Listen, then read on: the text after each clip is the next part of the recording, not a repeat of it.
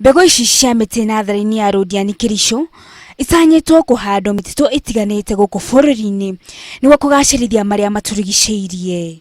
Mũrũgamĩrĩri wa rũhonge rwa mĩtitũ Emilio Mugo augĩte atĩ matanyĩte kũgaya mbegũ icio kaunti-inĩ ya Nakuru, Kericho na Baringo.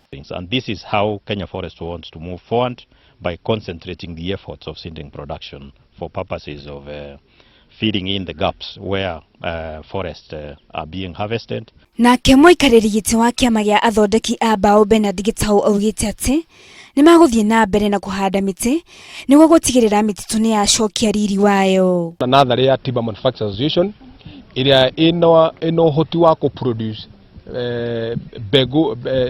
mbegũ milioni 2.5 na twacoka twa commission ĩngĩ ya kũ-produce seedlings cia mĩtĩ milioni 4.5.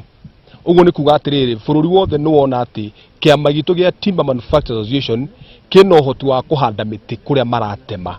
Amemba a kĩama kĩa andũ arĩa maturaga indo na mbaũ nĩ morĩtio kũhanda mĩtĩ thutha wa gũtema mĩtĩ mĩtitũ-inĩ. Timu itũ ĩno ya Timber Manufacturers Association nĩ timu ĩna discipline njega tondũ nĩ ramenya to gũtema na kwĩna kũhanda. Ikundi icio igĩrĩ nĩ ciĩranĩire kũrutithania wĩra hamwe nĩguo gũcokia riri wa mĩtitũ yothe gũkũ bũrũri-inĩ. Ngĩribotera Inooro TV, njĩtagwo Wangari wa Njoroge.